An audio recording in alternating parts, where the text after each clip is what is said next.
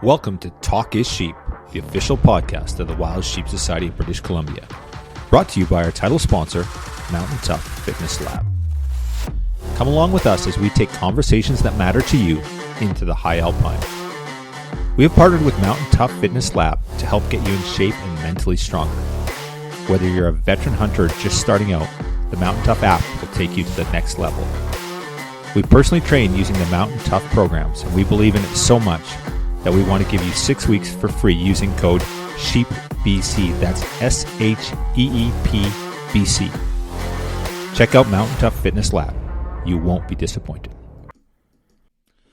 Ladies and gentlemen, episode 200 of Talk is Sheep. Phenomenal. We've made it to episode number 200, and very fitting that we would have the executive director, Jared Frasier from 2% for Conservation. Jared's been on a while back now, but we talk about a bunch of new stuff on this one. We talk lots about political issues, hunters getting involved, ballots box initiatives. We know what's happening in Colorado right now. Of course, here in British BC, we're just a couple months away from a provincial election, 1 year away from a federal election. Of course, south of the border down in the U.S., they're on the cusp of the election as well. So a lot of politics going on, a lot of political things. So it has never been a better time to sort of hash some of that stuff out. And again, Jared talks about it being a 501c3 at 2%, and us, we're registered not-for-profit here in BC, that we have to be careful. We can't endorse parties or individuals, and we're not. But we are saying get involved, do your research, figure out who's going to support healthy wildlife and the things that are important to us, and make sure you get out and vote in this next election, where it's provincial, federal, whatever the case may be. And then again, Jared talks to it so eloquently about just getting involved in your community, getting involved in conservation, looking after the things that you care about. Couple things on the society front. We just wrapped up the Jurassic Classic this past weekend. We had a phenomenal weekend. I think there was 135 sturgeon caught. The largest fish, it was a new record for the Jurassic, 9 foot 11 inches. Imagine that, a 10-foot dinosaur. Super cool. Riker and Riley Lunenberger out of the Kootenays, along with Gray Thornton and Eric Scanning, hooked that giant, and super cool fish. There were 5 sturgeon caught over 9 feet. We had a great weekend. It was an amazing opportunity for fundraising. We had so many great times, great volunteers, just an amazing time. So magazine is due to come out, the fall edition. We have our deadline just on the doorstep here. If you've got any content, if you've been on a sheep hunt, you've been on any hunt for that matter, send us a member highlight. Send it to kstelter@wildsheepsociety.com. We're going to do a giveaway. If your article goes in the magazine, we'll send you some cool stuff. Thanks to one of our sponsors. And but reach out to me with any content you have for the magazine. So anything over the next week up to mid next week, September 5th, call it. We'll get it in the magazine. And we'll share your stories with the membership. I know there's been some beautiful rams out there. Matt Ward shot a beautiful 9-year-old, right around 39 inches, beautiful ram. So congrats to Matt. He's kicked out of less than one club, and a bunch of other great rams hitting the ground these past couple of weeks. So with that, I want to thank you for listening. Episode 200, absolutely phenomenal. Certainly thank you to our title sponsor for the podcast, Mountain Tough Fitness. They've been great sponsors, great to work with, and the app's phenomenal. I love using the app, and I think you will too. So they've got some really cool new content that has just come out on that, so be sure to check out Mountain Tough Fitness. So with that, we're off to episode number 200 with Jared Frasier from 2% for Conservation. Enjoy. This episode is sponsored by our conservation partner, Precision Optics. Thank you, Sitka Gear and Precision Optics, for investing in healthy wildlife and sustainable ecosystems. Well, good morning, Jared. Great to connect again. It's been a few years, and awesome to have you on the podcast. How you doing, brother? Doing really well. Thanks for having me back on. Yeah, it's awesome. So obviously, I'm 2% certified. The Wild Sheep Society BC is a firm believer in what you guys do and works closely with you guys and has benefited a lot from our involvement with 2%. You've been on the podcast before, and I'm not sure the number, but for any of our listeners, go back and listen. It's always a treat to have you on, Jared. But for those that haven't heard and maybe don't know enough about 2%, let's talk a little bit about the brand and what you guys do. Yeah, so we're a nonprofit organization. We're based out of the U.S., but we have members in Canada and Australia and working on members in other parts of the world that certifies businesses that give at least 1% of their time and 1% of company income to fish and wildlife conservation efforts. And so we certify the work that they do as far as how they give and where they give. We don't have them give through us or send all their money to us and then we disperse. That's not how this works.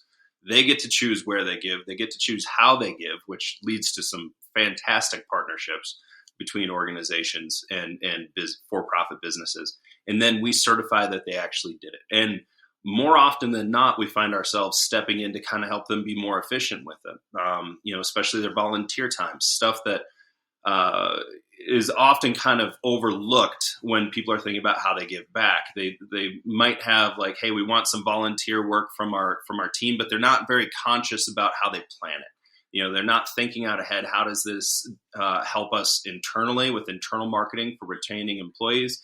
They don't really think about, how can we really engage our community and our customer base with our volunteer time? So we can help them develop programs because over the last 8 years as an organization, we've seen thousands and thousands and thousands of hours volunteered, and we know what works really well, and we know what has the biggest impact both for the nonprofit causes that they're supporting, but also for their business themselves. And then on the dollar side, we try to help them get as much work done for wildlife for every dollar that they give, instead of wondering where their gear donations and stuff like that went. And for businesses that are certified with us that are not in the outdoor space, which is over half of our business members are home service, coffee companies, beverage companies, food companies. We've got, veterinarians, doctors, realtors. For all those kinds of businesses, we help them build something holistic for within their community so that folks go, oh, I love this business because they support, the same things I care about as well. So that's what we do. The main thing is the certification, but for every business, there's also a hands-on approach with helping them make the most out of it. That's awesome, man. And I know the society's benefited a lot from what you guys do. I look at the two brands that I know of that are certified near us, and Filter Studios, Canadian Wildlife Capture, two companies that are certified, and we benefit from that. So they donate their time, they donate their treasure, and we're benefiting from it all the time. And they're directly involved in our projects as well. So we've done really well on that end of things, and we've been a big supporter of you guys for that very reason. So you've been up in BC here in Kamloops, so we want you back again this year. We're trying hard to get you up here, and we'll see if we could put it together. So I think the one thing that distinguishes, and the one thing that really caught me out with what you guys do, is the 1% of volunteer time too. And talk a little bit about that, and talk about maybe some of the bigger companies. It's one thing if you got a one employee business and that person gives their whatever 1% of their time, but you get some of these bigger brands that are supporting it. Talk about what that looks like. Yeah, so I think of brands like Stone Glacier, which are just down the road from me here, outside of the Bozeman area, but I know they support y'all. When they go and volunteer their time, it goes from it goes from what is often, like one person showing up at a public meeting, which is important, to have people at resource meetings and stuff, but they show up with their whole crew.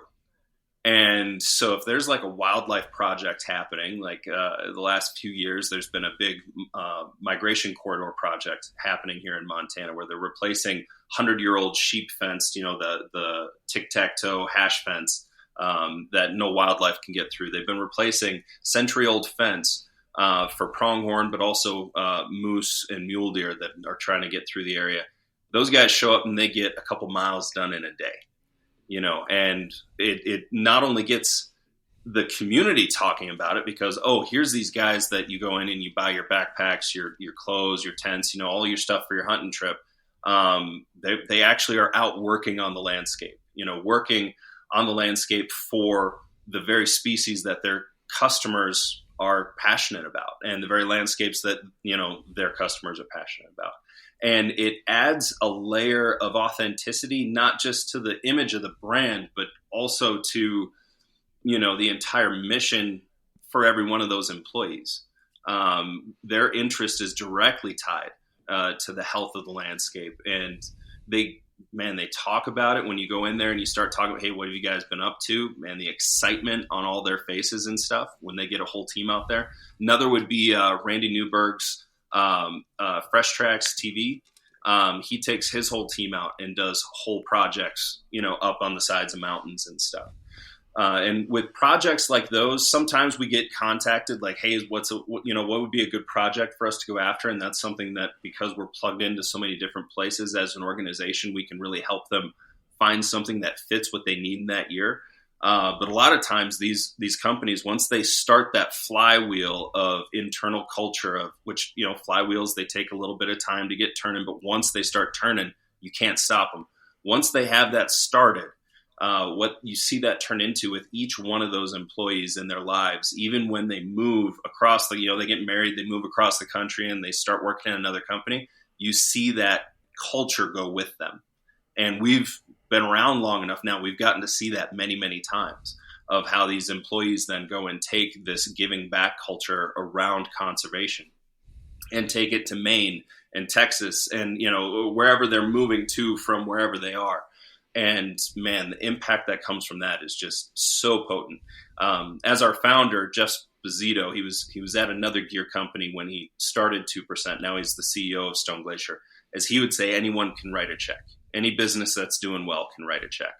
But you can really tell who cares by who shows up. And man, the volunteer time, that is where you really see the company ethos. And it's really powerful. The thing I like about it that I think is really cool is you've got the volunteer time, you've got the money. We look at a company like Stone Glacier. You look at Jeff. I know Lyle Hebel is on your board of directors as well. Yes. For 2%. He's, I think he's marketing director over at Stone Glacier. So obviously huge buy-in. And I think too, what it does is there's the volunteer aspect, there's the money aspect, but there's the social license that, these organizations are out and they're promoting the brand through their brand. So, and conservation, right? So, and you look at, I think Randy Newberg, you mentioned him earlier. Randy was really involved. I think Randy got you involved in 2%, if I recall from an earlier podcast, that, he's like, no, Jared's the guy. This is the vision, worked closely with Jeff on that.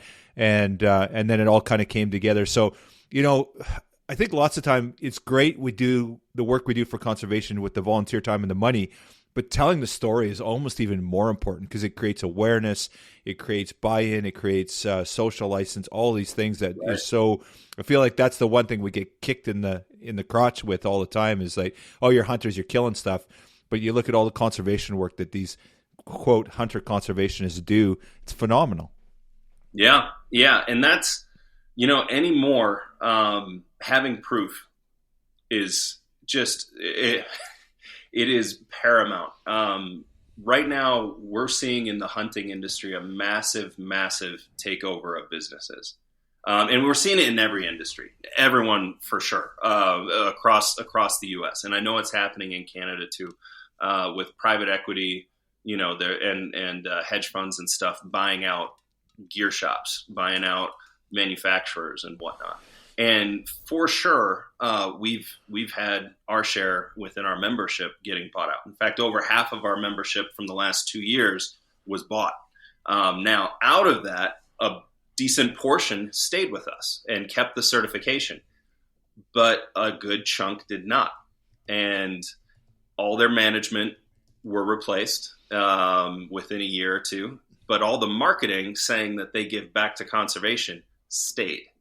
And we happen to know that they don't. So the certification, where before it was meant to kind of differentiate out of the noise, right now it is more important than it's ever been, as far as when people are looking for gear, for food, for, beverages, for when they're in the backcountry and stuff. If you want to actually know that a business is giving back, if they're not certified, there's strong odds that there's outside money saying, we actually don't want you giving back that much to conservation. Let's talk about it. Let's have it be in our marketing in a big, big way, because folks expect that from our brand from years past, but we got to scale that way back. And it's a real unfortunate thing to see, because I know just from within our membership that it's millions off the table that used to be on the table for wildlife and for advocacy campaigns and for social outreach and all of that. And folks have seen it too. When a bad bill shows up, or a bad ballot initiative, or a bad mandate comes out of some office that's not science-based and stuff, you don't hear the same noise that you heard maybe 4 or 5 years ago from our side of things. And you hear it on the silence on both sides of the aisle, or, depending on what country someone's in. There's many sides and many aisles in some countries, but it's not as loud with the facts and with the support for science-based conservation, because there's this massive drop-off, not only in financial support because of these buyouts happening right now, and the orange washing of, hey, we support hunting and conservation, when actually they're just trying to make the fastest buck they can. And our membership still sticks by that commitment to support conservation with their time and dollars.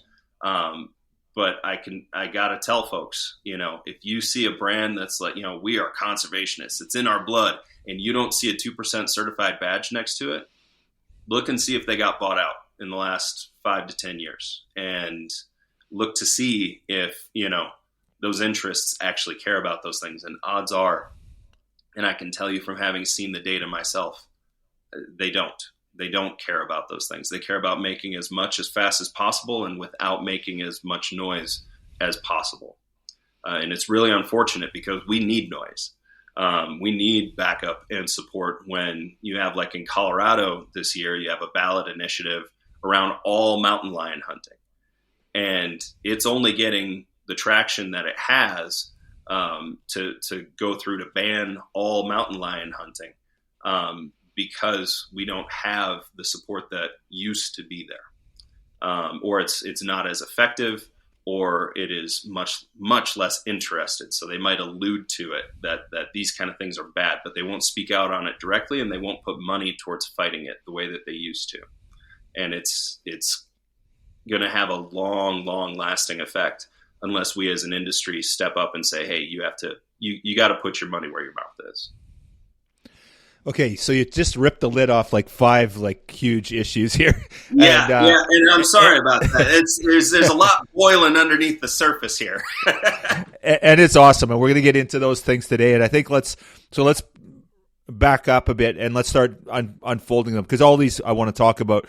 But let's talk about the orange washing. So, first of all, give us an explanation for our listeners of what orange washing is, what that means. Yeah, so it's a term I started using with our membership, I think in 21 or 22. Folks might be familiar with greenwashing, or that term, where a business says we're doing good things for the planet, but in reality, they're not. They might spend, you'll have a big automotive company, and they'll do like a $50,000 donation to a park program or something like that. And they'll be like, look, we love, green places and green we love the environment. Meanwhile, they're spending $5 million advertising that $50,000 that they gave. And that $50,000 is effectively what their bar tab would be, at an event somewhere. It's chump change to them, but they spend a ton of money marketing about this little thing that they did, while they could also just be polluting all kinds of ecosystems in some other part of the world where their customers are not. So that's greenwashing, where you say you're doing the thing, but you're not.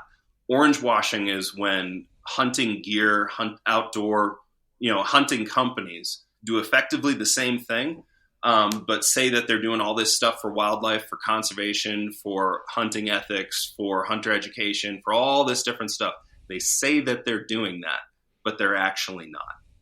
And it usually is in the form of a film a lot of times, where they'll talk nebulously about, our conservation ethic and all that.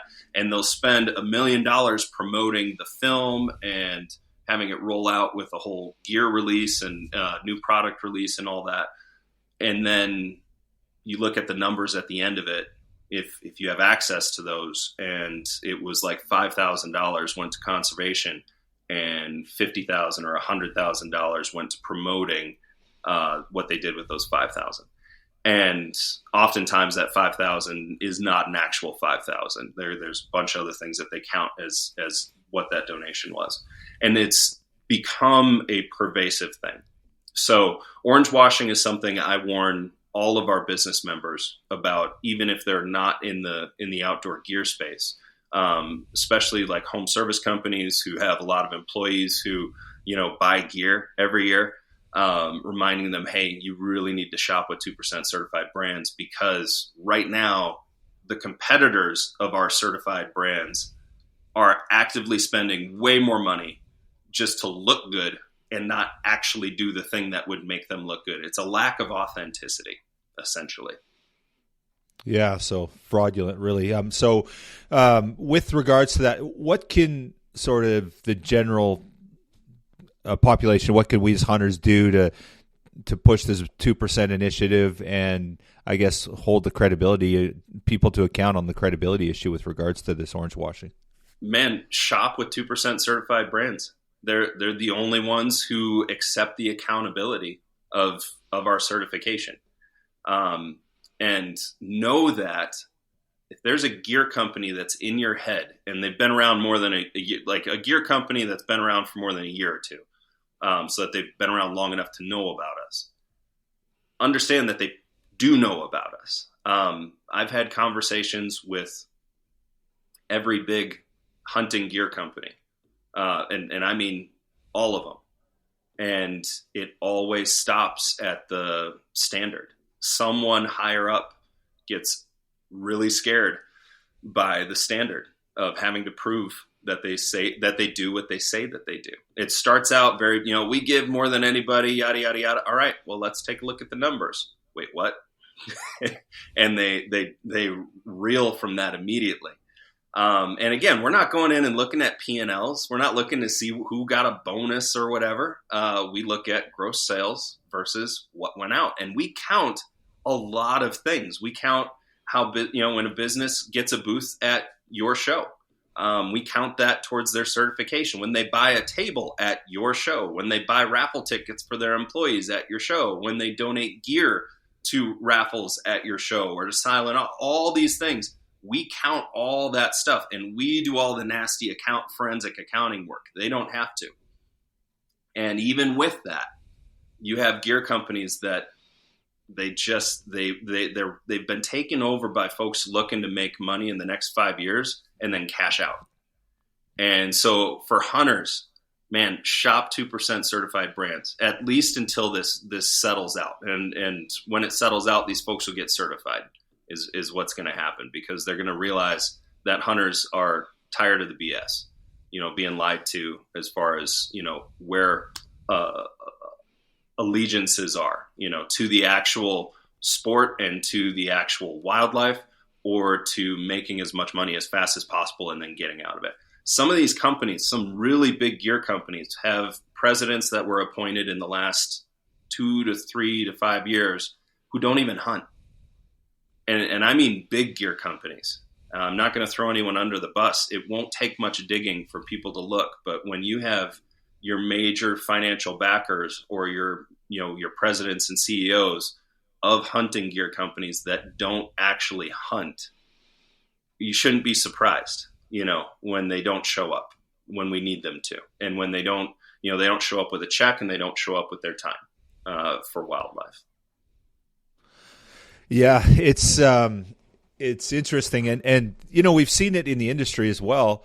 Some of the brands that you currently work with, big brands, have been bought out, and some of them are still 2% certified. So you can't do it if there's yeah, exactly, yeah. Yeah. So I wasn't going to single them out, but you're exactly right. They've been bought out by Vista Group, and they've still continued. We've benefited from Stone Glacier's support over the years, and they continue to support us year in and year out, and they're still 2% certified. So where there's a will, there's a way, and it's pretty cool When we see groups like that. And I think as hunters, we have to pay attention to that on who's supporting the things that are important to us, right? Yeah, and I'm not scared of folks going on our website, looking at our member list and going, wait a second, wasn't such and such a gear company certified with them? Yeah, they were, and they're not now. There's a couple in there that people remember, I thought they were certified, and they're not going to see them on the list. What I have described is what has happened. Right. So, that is something that folks need to, we need to act on, and hunters need to act on. And doesn't mean that, maybe you change up your system a little bit. Yeah. But given what we do, I'm looking at this elk hunt I'm going on next week. I know I'm going to destroy the gear I'm wearing. So I'm going to need, it's supposed to be 90 some degrees out, barbed wire and cactus everywhere. That stuff's going to be shredded. So when it comes time and stuff isn't repairable and I need to replace it, it's going to be 2% certified stuff. And that's what everyone should be doing. When you need to replace, make that commitment, have that dollar go an extra mile, have at least a portion of it be for sure going to the wildlife you care about. Yeah, well said. Okay, we've. I guess while we're here, let's just tie this up and just for any businesses, there's two parts. There's the business certification, and then there's the individual certification. Let's talk on the business certification. What's involved? How do people go about it if somebody's interested?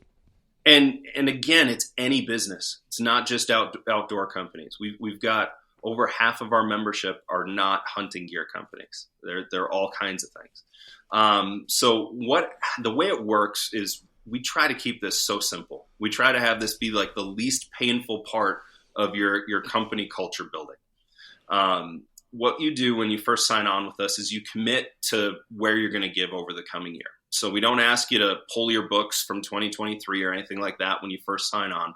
We want you to commit to how and where you're going to give in the coming year, knowing that those things could change over the course of the year, and we'll work with you along the way. So there's an application.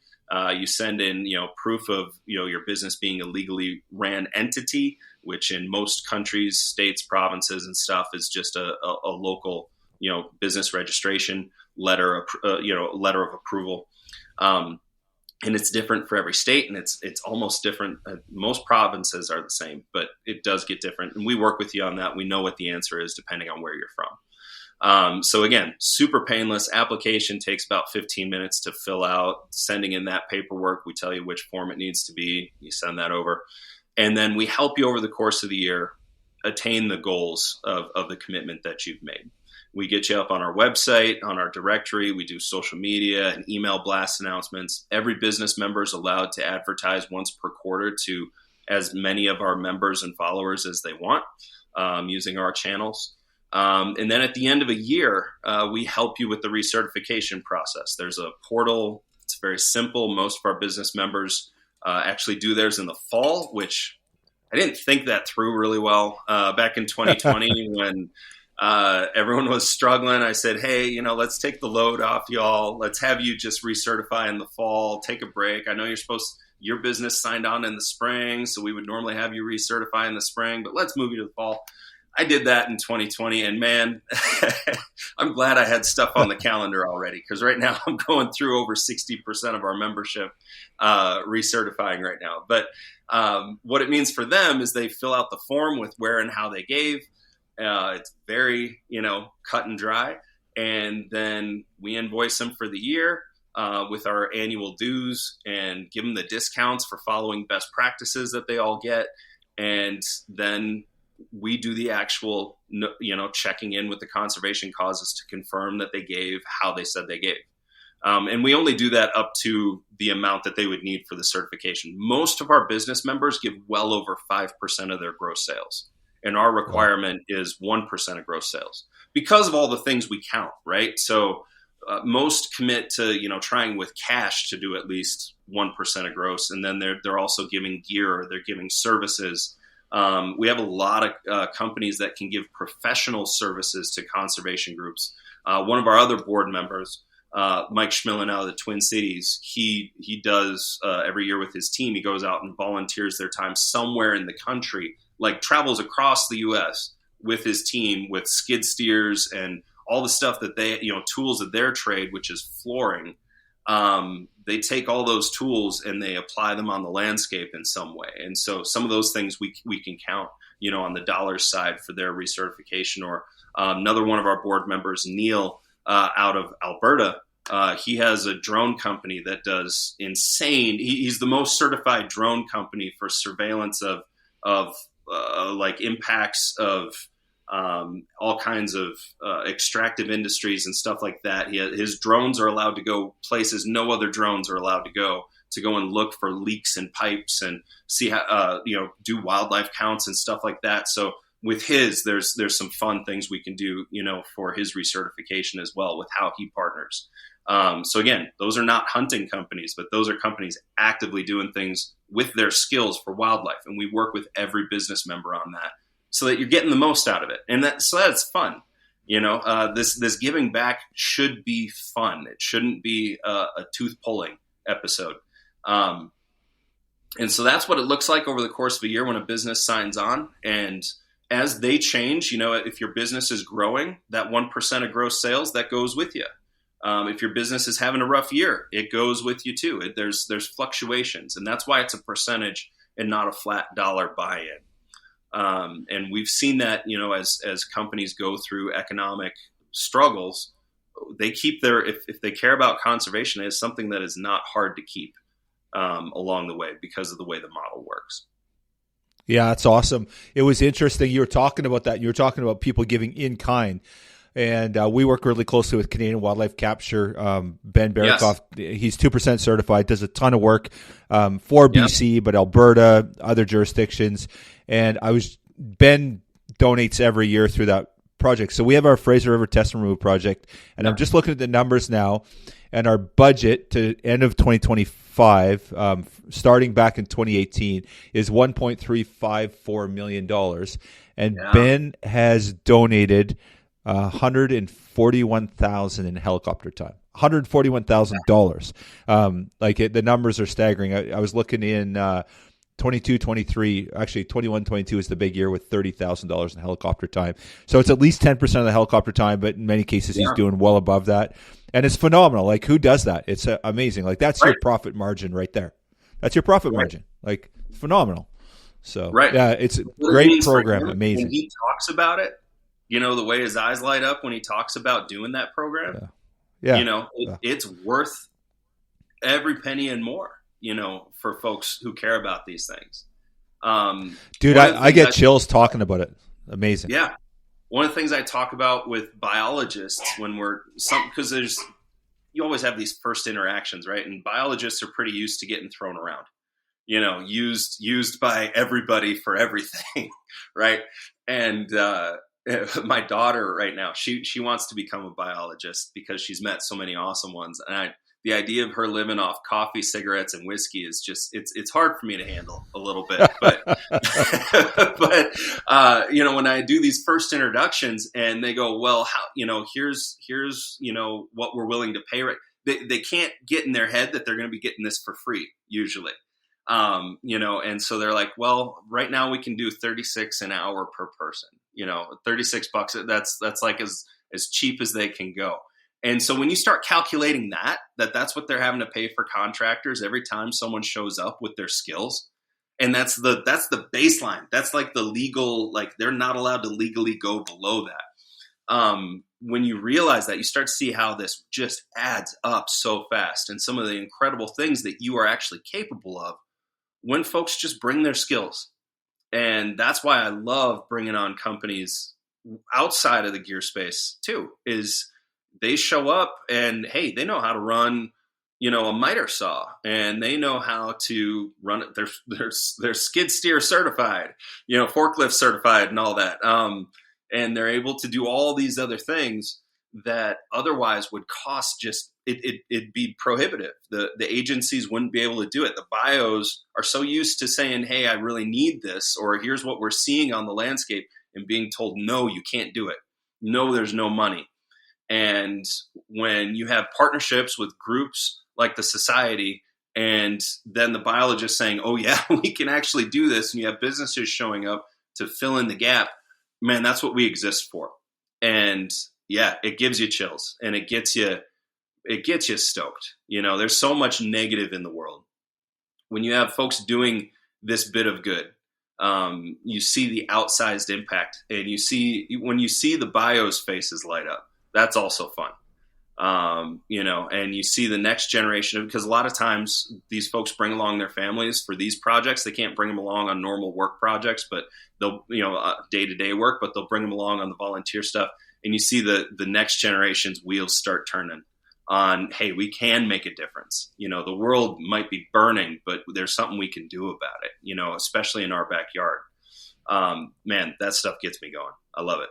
Absolutely love it. Yeah, it's awesome. And we're seeing a lot of that here in BC, that budget cutbacks and government funding, and revenues are down, and the economy's not great. So there's and if it's not outside groups getting involved, this work just doesn't get done. Right. And so when you get someone that steps up like Canadian Wildlife, or the support that we've got through the society, that's moving the needle for wildlife. And if we didn't have that, wildlife isn't doing great in BC, but man, I can't imagine if there weren't groups and people like Ben doing what they're doing here. It'd be scary, man. Oh, it'd be over. I mean, that's, and, folks have, we talk about, oh, what would it be like to be one of those early, decision makers and, movers and shakers back in the days of Roosevelt and Muir and, Leopold, and start naming, all these different conservationists from back in the day. No, we're in that right now. It is you look at disease outbreaks right now. You look at every single little aspect of what we're dealing with. Habitat loss. I mean, the obscene habitat loss we're seeing here in the States, and I know you're seeing in Canada too. Access loss. All the things that were fought for and built for the last century, it's all on the table right now. And if we take our hands off the wheel, we're going in the ditch. And that's just the reality of the situation. So, that brings up a real good point. And, this wasn't a rabbit hole I wasn't going to go down, but I really want to now that you brought it up. So we had guys like, Roosevelt and Muir and, Dingle Johnson and Pittman Robertson and these iconic names. But these were guys like 100 years ago. Like, we're not talking modern day, right? This was a long time ago. Why aren't we what do we need to do to have a Fraser Stelter bill or something where we're actually making some difference? But where's the modern era of that? Like, where are we? Because the thing is, these guys Roosevelt fought tooth and nail at a pretty big social license, right? It cost them a lot of grief. It wasn't just like, oh yeah, we're going to do this. Yeah, exactly. And in this modern era, it's not happening. In fact, it's the other way. It's like, we're fighting these ballot initiatives. There's all these sort of assault certainly on hunting, but also conservation a little bit too, right? Well, not a little bit, but so what's the next thing? And I hate what we're doing here in Canada, because you guys have Pittman Robertson, you guys have Dingle Johnson, you actually have investment on a large scale in the U.S., and that's a model that's amazing. It works. And we don't have that here in Canada. And every time I go talk to a politician, every time they're like, "Oh yeah, don't talk about excise." No. Like they won't talk about it. And everyone says, "Let's talk about it." They won't even. They shut you down immediately. Like, we're not going to be tied to a tax. And we're like, it's not a tax. It's a funding mechanism for wildlife. But no one will talk about it when it comes to politics. Honestly, same in the States right now. Just this last year, there was a group at the national level of legislators proposing stripping Pittman Robertson. And I mean very publicly. They were very proud of their idea. Like, they were the first ones to ever have it. Comes around every 10 years or so. that this is attempted. But these guys they just ran in their primaries and were unopposed. So their base, seems okay with it too. And they're from rural areas. So this stuff isn't safe. And that's the part that I know we just got real damn complacent about, is that these mechanisms are effectively, especially when all the marketing of, I'm a hunter, therefore I'm a conservationist, all that stuff going on. Well, why that? Well, because of this tax and stuff. Okay, well, if that's all you're depending on, you're sitting on one thing, right? You're sitting on a thread. And if that's all you're bringing to the table when there's social conversations, what if that gets taken away? And folks, when I would bring that up, would be like, well, we'll beat them. They didn't think it would come from their own base. But the phone call was absolutely from within the House on this. It was the side of the aisle that it was generally assumed would not get rid of this, because that's who most hunters associate with in the States. And now folks are starting to realize, oh man, we're not safe. So, as far as where are those people now, man, I can tell you they're trying to get elected here in Montana. And we got to be careful because I got a 501c3. So I'm not going to name any names. If I got to take the 2% hat off, fully for this, that consider that done too. We have an office being ran for here in Montana, very big one, our biggest office in Montana. So depending on your opinion on what that office is, hopefully this covers my butt. Current governor is, well, that gave it away. Shoot. Again, supposed to be on our side. When I was volunteering with a different conservation group, when I was on their board, I went and met with him when he was running for office. And he said, I'll never do this, I'll never do this, and I'll never do this. And he's done all three of those things. And so hunters are frustrated. And so there's someone running against him right now, and he's from the hunting industry. The dude running against him is from the hunting industry. That's where he's from. He is a Roosevelt student through and through. He's a Jim Posowitz disciple, which if folks don't know who that is someone who was kind of in that middle gap there. Like if you've read the book Beyond Fair Chase on hunting ethics, that was Jim Posowitz. He was like a friend of his before Jim passed away.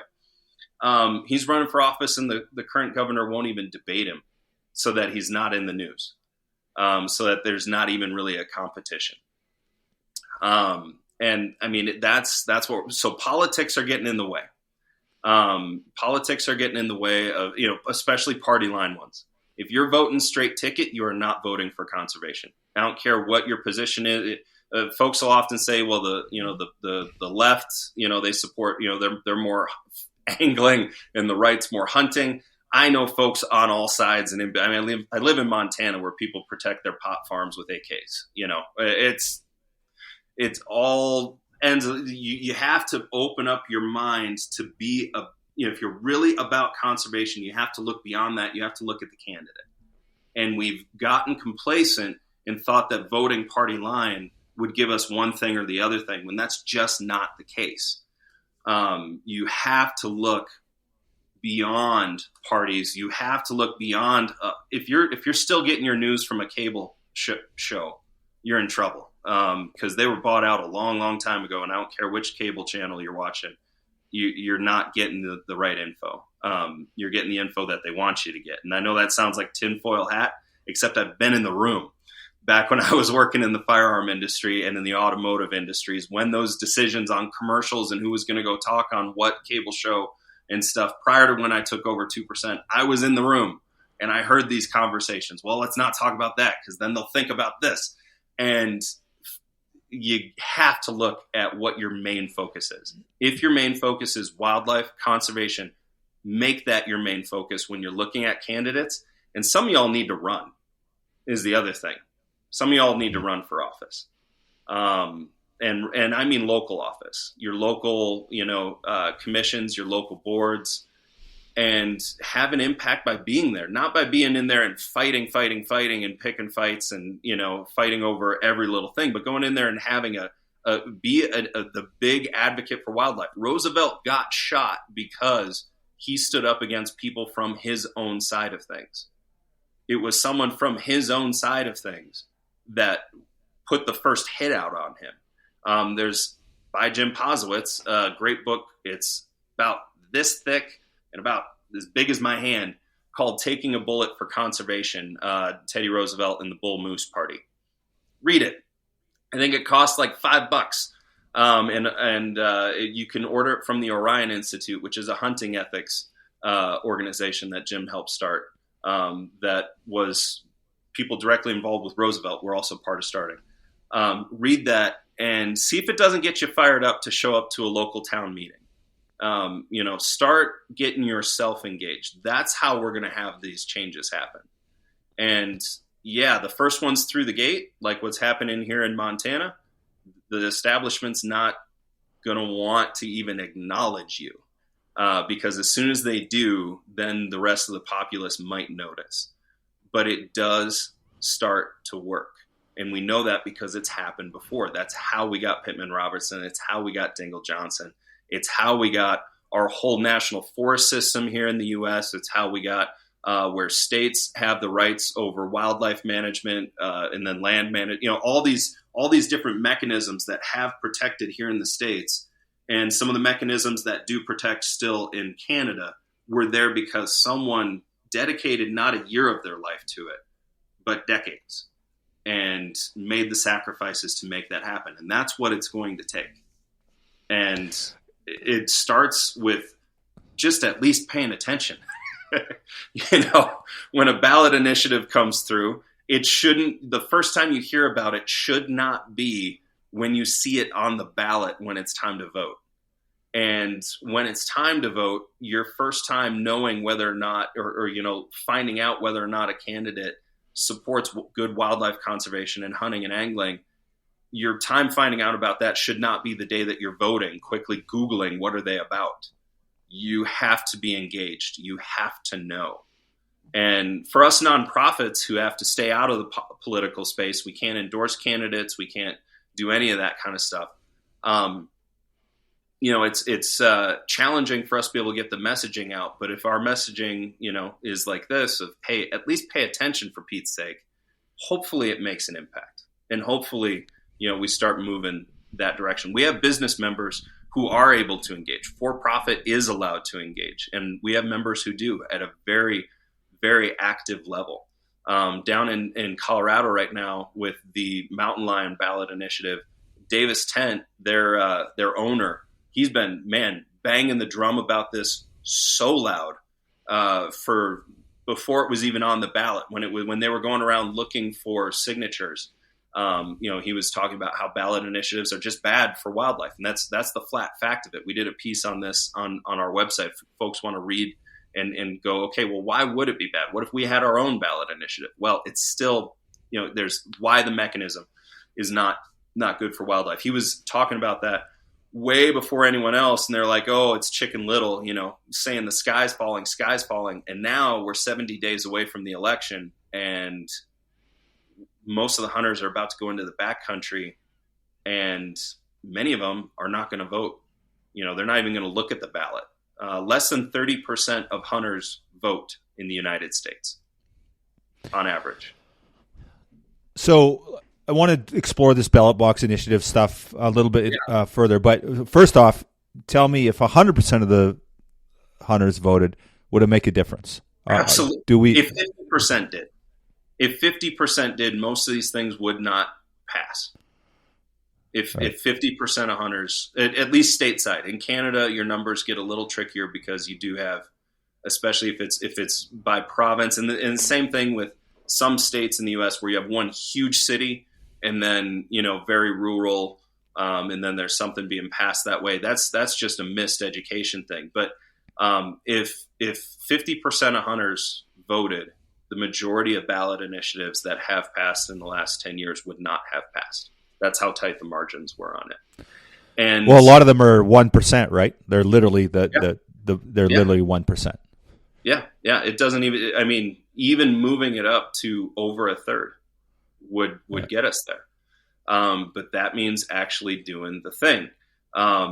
Back when I worked in the firearm industry, we would joke, though, the thing about the hunting industry and stuff, trying to rally people. These are folks who we intentionally get as far away from other people as possible, right? Yeah. Like at least once a year, our goal is to not see another person. And that's not normal.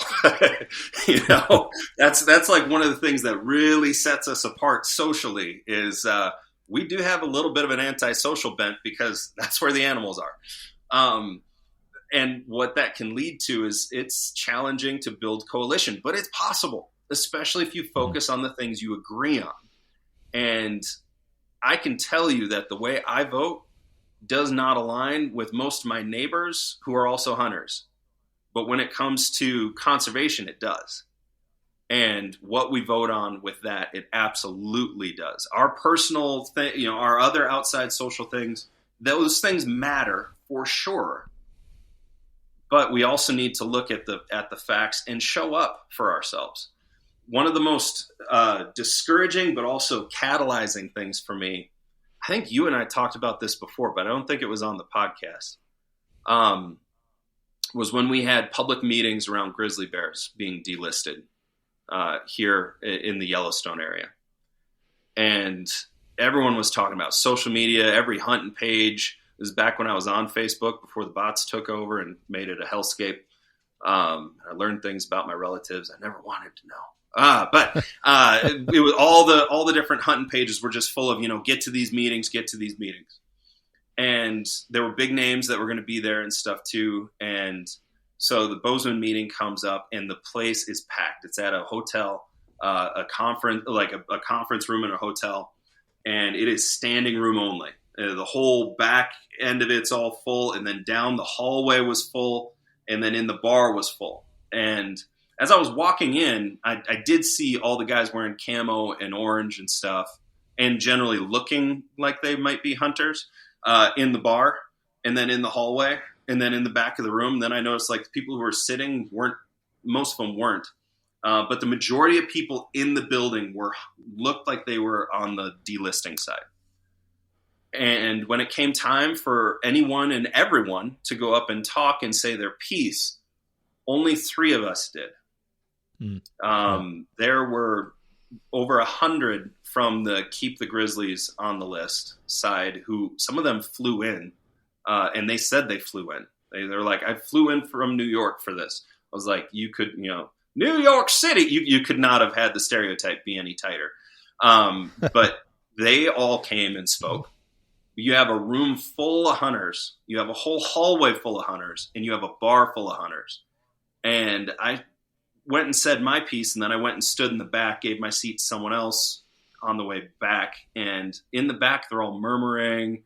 And then you go down. And then as I was leaving, I went down the hallway, and I could hear them, they're not going to change anything.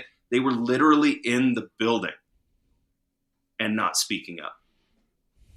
They just needed to speak up because what they took from those meetings was a tally of for and against comments.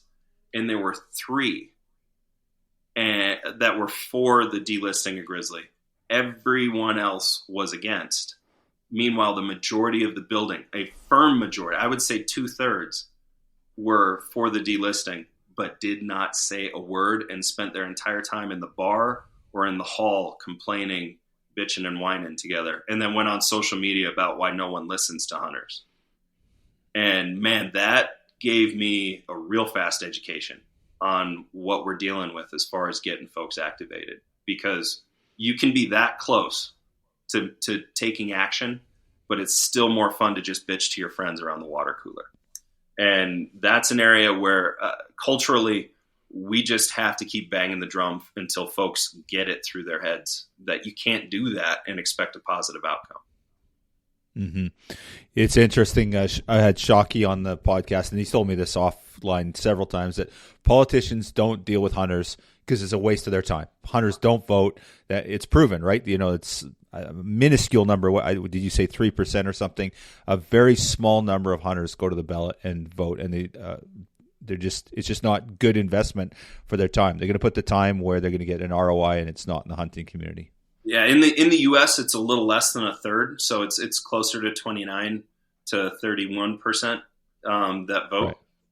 But Right. they tend to just vote party line, Right. so they Yeah. don't, and they don't even engage on any of these other committees or anything like that. Now, here in the States, we do have a sportsman's caucus at the Capitol and stuff, but they are more often than not tied up with doing things with ag and with forestry more often than anything else, and that's why we see funding for just immense programs just disappear, just as if it never existed. And folks go, why is it worse than it was when I was a kid?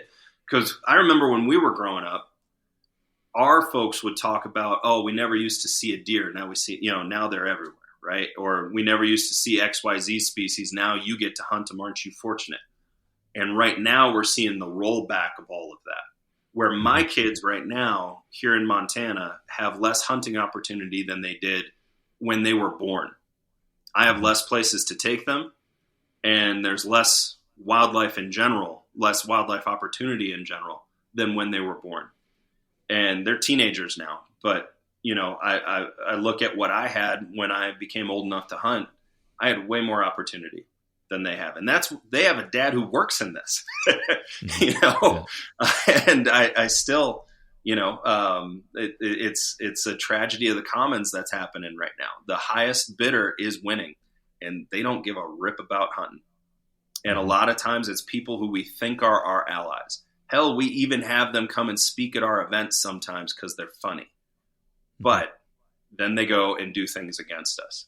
And it's happening over and over and over again. So folks need to pay attention, and they just need to be cautious, And if things are not going right, get involved. Go door knocking. I'm going door knocking here in a couple weeks, which terrifies me. Back in the day when I was involved in a lot of church stuff and missionary stuff, like I did that and it scared me then. Well, now I'm going to go do it, for things happening in my backyard, and it scares me again, but I'm going to go do it. I'm an introvert. I work from home, but I'm going to go do that because it has to happen. And folks need to at least know. I'm not going to tell them, they're crazy for voting for this person or that person, but they need to know what the platforms are, and they need to know what's actually going to happen, not what they're being told to be scared of by a big company or a big ad campaign, but by what has actually been done and what's on paper, because that's how we lose stuff. The ones coming after us do a ton of damage, right? The ones trying to shut down hunting, they do a ton of damage, and they are well funded. But the ones who say they're on our side and do nothing, it's like playing football and having no offensive line while paying that offensive line, more than anyone else in the league. You just get sacked over and over and over again. You need to at least start looking at what you're doing and what your players are up to if that keeps happening. And we just need to be better at that as a whole. Yeah, well said. And I think, if there was a call to action from this podcast, is hunters need to step up and get involved. And you mentioned a half a dozen ways that you could do it, but certainly showing up at the ballot box, voicing your opinion, getting involved, and defending like these things that are important to us, because there's an erosion. There is no question that conservation is being, kicked in the crotch right now. Hunters are being kicked in the crotch, and anyone that, like, the thing that I articulate to sort of our membership is that it's a privilege. It's not a right. There's no enshrined right for hunters in British Columbia or Canada. And if I'm not correct, I think it's the same in the U.S. And depends on the state, but yeah. Yeah, and I think we have to be more proactive. And anyone that thinks, oh yeah, it'll be fine, and maybe it will be fine in your generation, but I'm thinking about my kids and their kids and their kids. Like I want my great grandkids to enjoy the same opportunity and privileges that I have in a perfect world. So I think people just need to be more proactive, be involved, and just get out there and do some stuff. And there's so many ways to get involved. It's not difficult. It's not hard. And knocking on doors is scary for people. So don't knock on doors, but at least show up and do some things and voice your opinion. When there is a town hall, show up at the town hall. When there is the community needs your support. Show up for it. And lots of times they don't.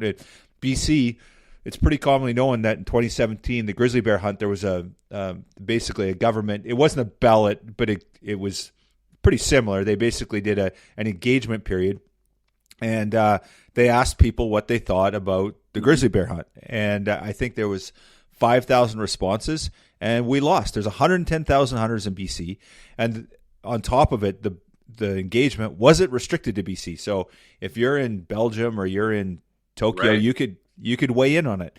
There's nothing restricting that. And there's 110,000 hunters, 5,000 people showed up, and we lost that. It's clearly indicated, and that's what they used to shut down the grizzly bear hunt. That was sort of their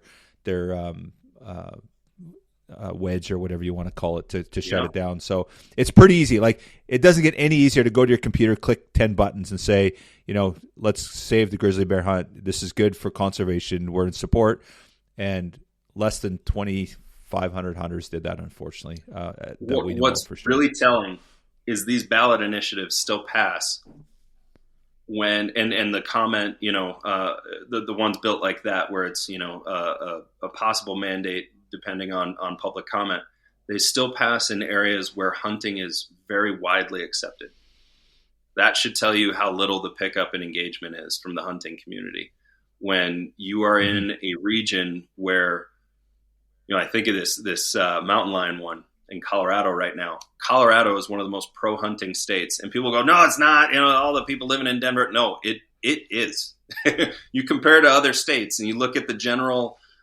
You go down the line, and who's okay with people hunting, and you do all the surveys. It always ranks really well as far as favorability from the general populace. And there's a very strong chance that because voter turnout from hunters is so low, that this thing could pass, just because, again, folks aren't paying attention. And this goes back to some of the other things with just not having an industry that actually backs the activity. The amount of access lost for people who want to get into hunting is catastrophic right now. Here in Montana, I look at the map of private land that's part of a private land program where you get to go and hunt a ranch or farm or something like that. You check in at a box. It's called block management. There's a couple different ways landowners can get involved in it. It has been actively attacked and eroded by the party that most hunters think supports them. And it's now to the point that there's half as many places as there were when I moved here back in 2007. And that means that for every acre, now you've got double the hunters on every acre than there were before. And that's with like our state here, we get a ton of out-of-state hunters because of how attractive that's been made. You add to that, then you have organizations actually coming through. There's nonprofit organizations that work to try to get landowners to stop letting hunters hunt on their land for free. There's nonprofits that work specifically on that. One of them has an office in Billings here in Montana, and they go around to the landowners with paperwork saying, this is what you could be making. Also, we need you to pay us some dues, to be a part of our program. We'll help you with insurance and things like that, hook you up with good guides. But you should be charging and should be employing guides on your property instead of letting public hunters in. When everyone has to pay, we're talking like $500 for a white-tailed doe. Who's going to do that? No one, and anyone looking to get into it is not going to do that. So you have an erosion of the opportunity happening under our watch, and gleefully supported by guide associations and outfitter associations here in the States.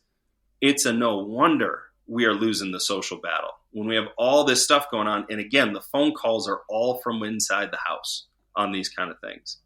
So again, we gotta get engaged. You have to actually look at it. Don't let the politics, don't let the marketing fool you. Look at what's actually happening, and then align yourself with good groups actually standing up to try to fight it. And that have the information like this society has. You guys always have information very early, very quick, and are on top of it.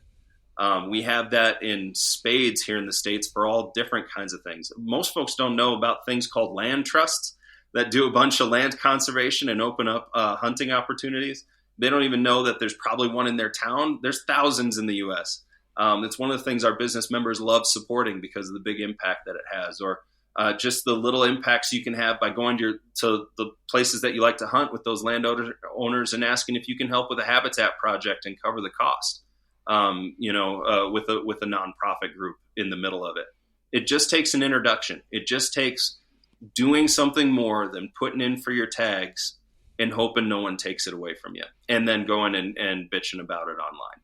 It takes doing more than that. And we're not asking a lot, but it has a huge impact. Yeah, well said. We could spend a ton of time on this, and I think we've uncovered, there's an outcome from our conversation here. People know what they need to do, so just a matter of getting people doing it. And for those that are doing it, great. Thank you. Thank you so much, and let's keep that going and keep and I think what's going to have to happen, Jared, is we have to hold our community accountable a little bit too, that hey, have you gone and voted? Have you gone and done this? Have you got involved? Let's go together. Let's do let's get a truckload of guys and gals and go over there together and show up for that town hall.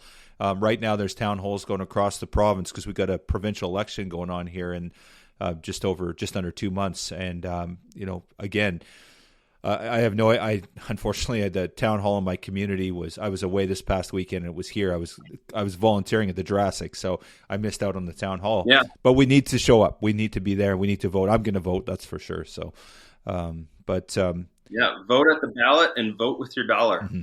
Yeah. Well said. Support the companies actually doing the work. Shop 2% certified brands exclusively for your gear. And man, I got to tell you, our certified backcountry meals, Gastronome and Alpenfuel. I know you've had Alpenfuel's stuff up at the show in February through some of the retailers and stuff. And so folks, they've had those breakfasts. But yeah, and the coffee too. We've got Canadian certified coffee companies now. So, all your stuff for when you're going out on your hunt, there's no reason why it shouldn't be certified, and why that money shouldn't be going to folks fighting this fight and actually getting involved instead of saying that they are and not actually doing it. And then do that with your vote as well at the ballot box. Vote for someone who's actually doing it, not just saying that they are, but their voting record shows it, their policies show it. And yes, does that mean you have to take an hour or two to look up and see what they're about? Yeah, probably. But is it going to be worth it? Yes, and especially for the next generation. So vote with your dollar, vote at the ballot, and we will see a difference. Awesome, brother. Great message. Taking a lot of your time today. Are we going to talk about your fall season? Are you going to give me the 30-second rundown there? Or sure. Let's hear what's going on. So I'm excited. This is my first time hunting since 2020. Oh. I had some nasty health stuff last fall. I had both my top ribs and about 5 pounds of muscle from my neck removed, which put me in the ICU. I had a collapsed lung. There was all this stuff. My surgeon, though, was a hunter. And so he was giving me old hunting journals for me to read while I was sitting in the ICU high on every kind of med, watching everybody on social media going hunting while I still was not able to hunt. So since then, it's been the recovery road for me. And I am going on an archery hunt next. I never thought I'd be able to pull a bow back ever in my life again, because I'd go to pull a bow back and I'd black out. Something would pinch and I would just conk right out, which is really great, passing out when you have a bow under pressure. Or on a hunt or something like that, or I'd shoot a rifle and the concussion would do the same kind of thing and I'd black out for half a second.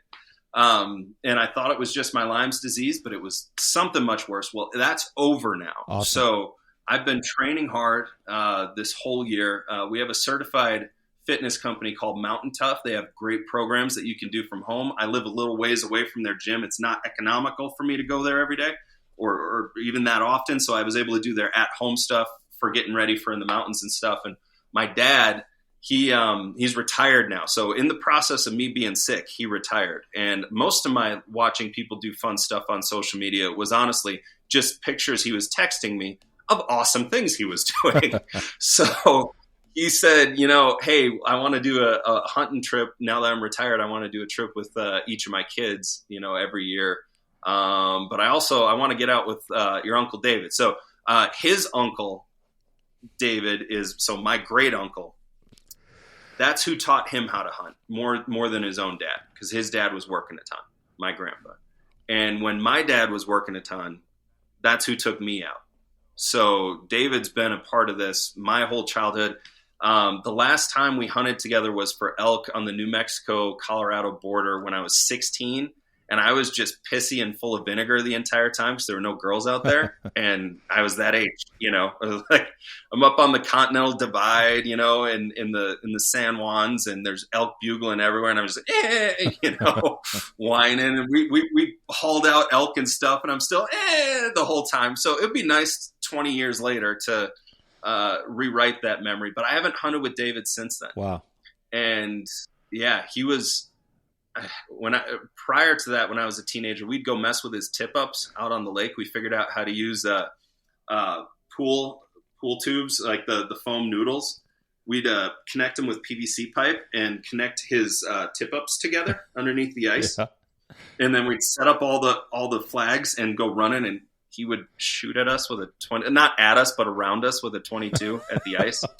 Me and my buddies. Like it was the last time I really was around him was I think he showed up with a pool noodle that had broken off that he found that spring, and he's like, "You bastard." But we'll be going hunting, the three of us, in Oregon. It'll be my first guided hunt. I've never gone. It's always been DIY for me. Cool. I've gone guided fishing, but I've never gone on guided hunts. We're going in Oregon. It's supposed to be 90 some degrees, so we're going to be sitting water a lot. But I think it might be David's last elk hunt. He's like 80 now.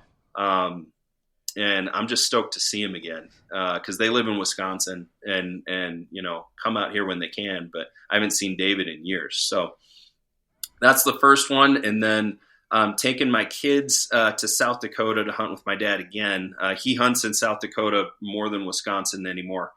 There's a place he's been hunting for the last 15 years now that we have tried for years to make it out there with the kids. I've done it a couple times. Both kids spent time in the ground blind there years past when they were really little. But it'll be me taking just them. My wife will be staying home, and they'll get to hunt with Grandpa and me. For whitetail and maybe some muley in South Dakota in November.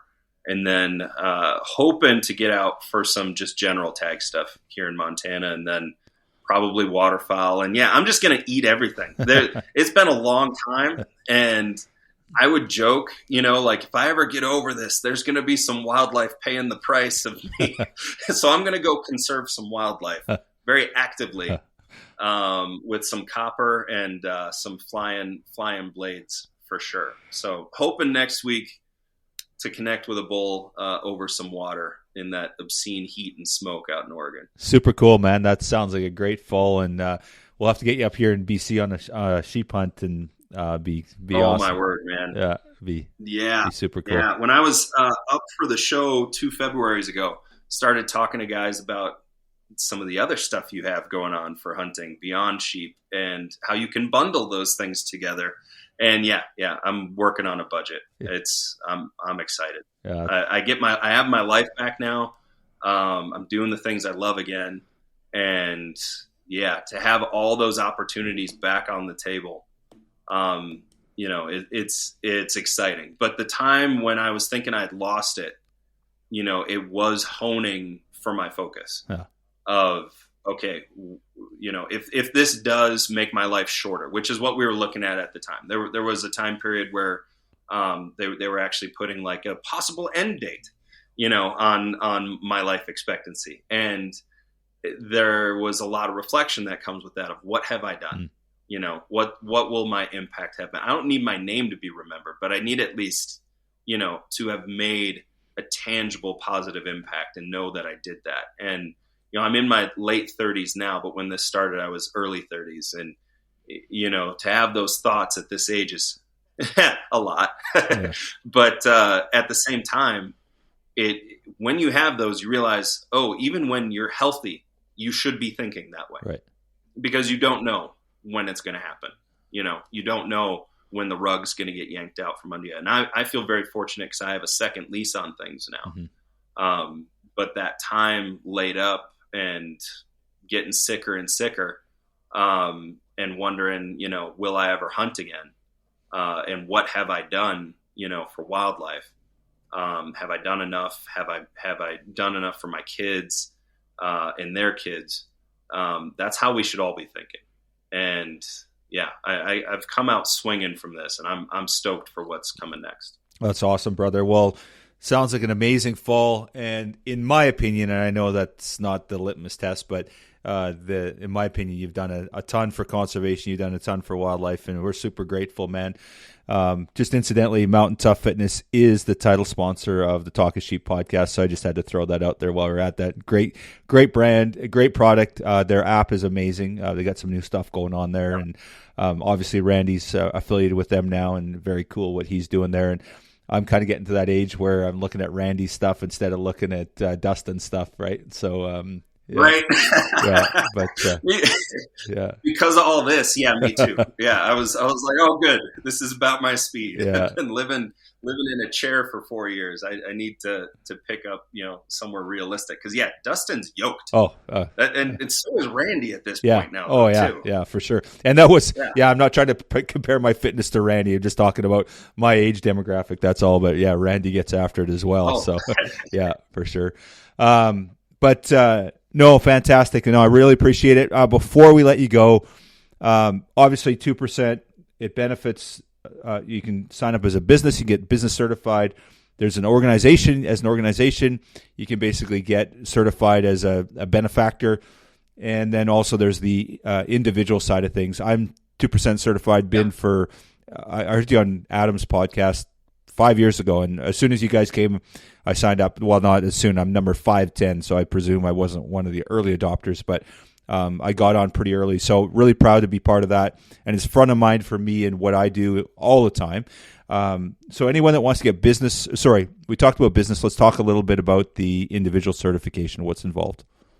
Yeah, so that's a pledge, because we don't look at your finances, As fun as that might be, we don't look at individuals' finances or anything like that. So it's a pledge to do the same as a business does, so that you'll volunteer at least 21 hours a year, which if you had a 40-hour work week, I don't know anyone who does anymore, but if you did, 21 hours would be 1% of that over the course of a year.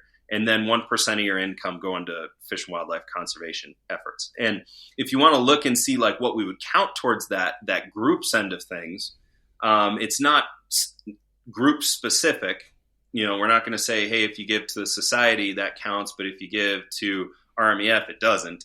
It's more like, what does the group do? So there's 4 different buckets that we count as, for our business members, and it applies to our individual members as well. And that is, advocacy, education, access, and then of course, boots on the ground work. So if you're given to groups that do those 4 things, and there's great examples, including the society on that group page there. Then that is what we would count. But again, it's an honor system for the individual. It's more of a personal pledge and commitment for yourself. And then for any nonprofit groups that want to be listed on there, we just do a vetting process of them, but it's free for them as well. So for an individual, it's free to take the pledge. And then for nonprofits, it's free to be listed as long as they're actually doing the work they say that they do. And we confirm that. Whereas for businesses, there are annual dues, but they are nominal. We modeled our dues brackets for businesses after the Better Business Bureau, and then even scaled them back from there. Most of our business members pay less than $500 a year. So we try to keep this affordable so that all the money essentially goes towards actual work instead of just building up a program. That said, those dues dollars do keep our lights on. And we have a very generous referral program, both for business members who are already certified, but then also for individuals. If an individual refers a business, depending on the size of business, and there's a whole scale to it, and we have links to it on our website, depending on the size of business, we will buy memberships in that person's name, either for them. So if they were to refer a decent sized business, they could get a life membership, and we'll buy it. using the dues dollars from that business coming on board. And they can gift that, they can pay it forward, they can use it for themselves if they want. But we do that all the way from individual 1-year memberships with small businesses up to, I mean, if someone were to bring in a substantially sized business, we could even talk about starting an annual matching fund for a conservation cause of their choosing, using a portion of those dues dollars. So we have a great referral program in there as well. Folks just need to check out what we do, because it's involved, but man, it's got layers, and it's really, really helping the work of folks like the Society and others. 100%. I can attest to that for sure. So fishandwildlife.org. Yep. And Googling us helps with the SEO too. We like being Googled as well. So 2% for conservation. But yeah, fishandwildlife.org is the main URL. Yeah, you guys aren't hard to find for sure. Jared, thank you so much. I want to wish you a fantastic fall. Back on your feet after 4 years. You're going to be like, those ungulates are going to be, they're going to be running, man. Frasier's back on the landscape. So I just got to avoid the buck fever, man. I've never had it, but I guarantee if there's going to be a year, it's going to be this one. Spike fork, it's going down. Yeah, awesome, man. Well, congratulations. Thank you so much. Appreciate all you do for our community, for 2%, for the Wild Sheep Society of BC, and just look forward to seeing more from you. And I'm going to keep bugging you, get you up at Penticton for our Sleuth Conservation Mountain Hunting Expo. I'd love to have you there. So thanks again, brother. Awesome. Thank you.